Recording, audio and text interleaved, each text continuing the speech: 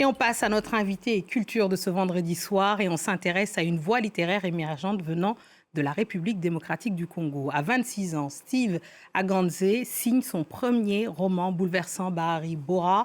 Inspiré de son vécu dans une région marquée par la guerre, il y raconte l'histoire d'une adolescente enlevée par un groupe armé confronté à l'horreur, mais aussi à un choix intime, garder ou non un enfant conçu dans la violence. Un texte fort à la croisée du roman, du témoignage et du cri de résistance.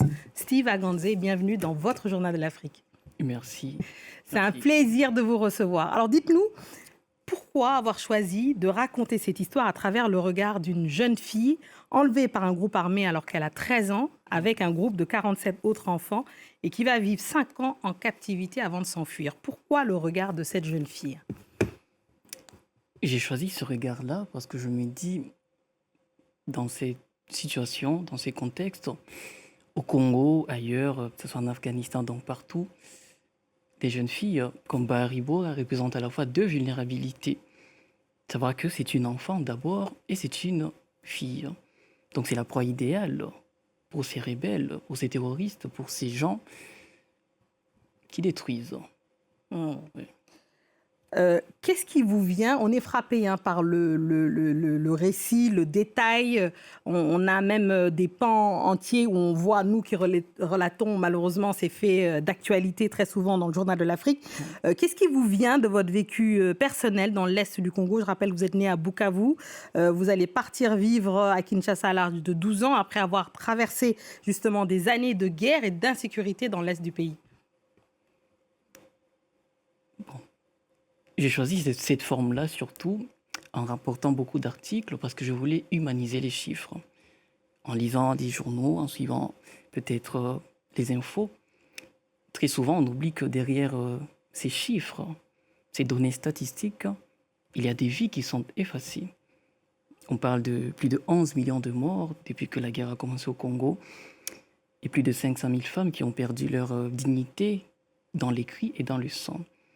Donc j'ai voulu simplement raconter leurs histoires avec beaucoup d'humanité, parce que mon écriture, l'essence même de ma plume, je me dis, c'est l'empathie.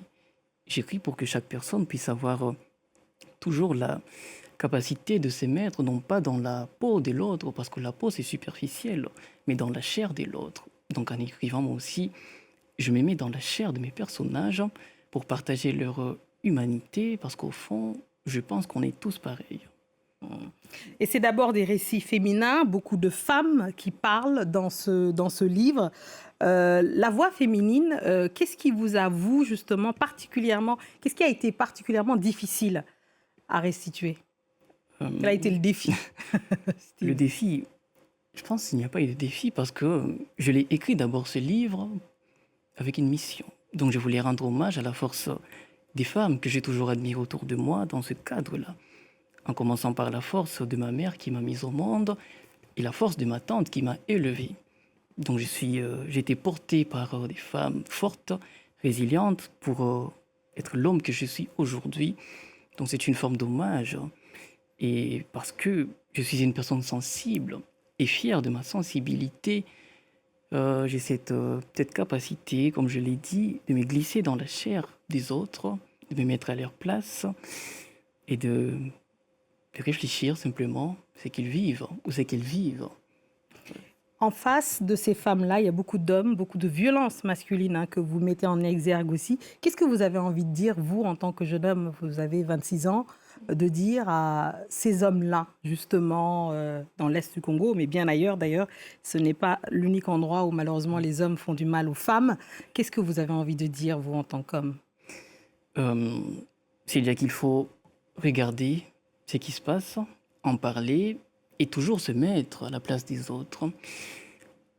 Comme vous l'avez dit, partout dans le monde, les jeunes filles doivent craindre non pas seulement les rebelles, dans le cas du Congo, mais aussi ça peut être un voisin qui a toujours eu des yeux sur la voisine et parce que la guerre éclate, il profite de cette situation pour commettre des méfaits.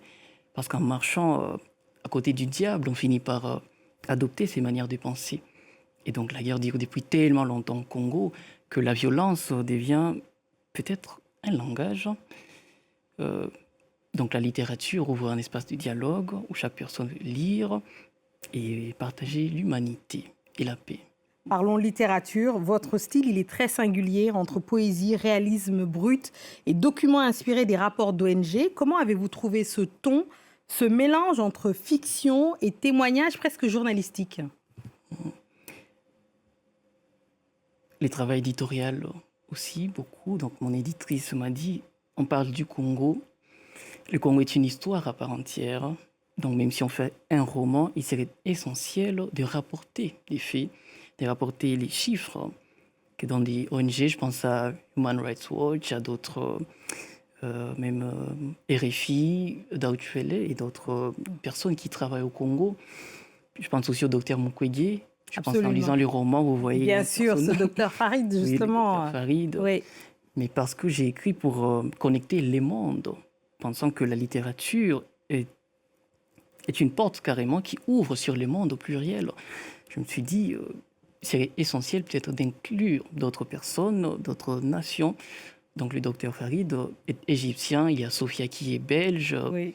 parce que c'est le même monde, nous vivons dans le même monde et le malheur n'est pas propre aux Congolais, au Congo.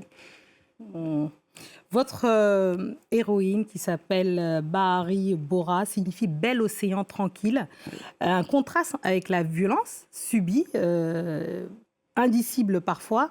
Est-ce que c'était important pour vous de symboliser ce mélange entre l'espoir et la paix dans le chaos? Oui, c'était important parce qu'en écrivant même, j'ai commencé par le nom du personnage principal. C'est une forme d'allégorie sur le Congo, qui est un pays paradisiaque, très beau, très riche, vu de l'extérieur. Mais dès qu'on atterrit, on découvre autre chose, tout comme sa vie. Et je pense aussi que c'était important parce que le nom est la seule chose qui nous précède dans ce monde. Je suis venu, on m'appelait Steve, je ne savais pas, on m'appelait Ouais. Steve Aganzé. Mm. Donc c'est important aussi. Ben, en tout cas, on retient Steve Aganzé, Bahari Bora. Merci beaucoup. C'est la fin de ce journal. Merci à tous. Restez avec nous car l'actualité continue sur France 24. Merci.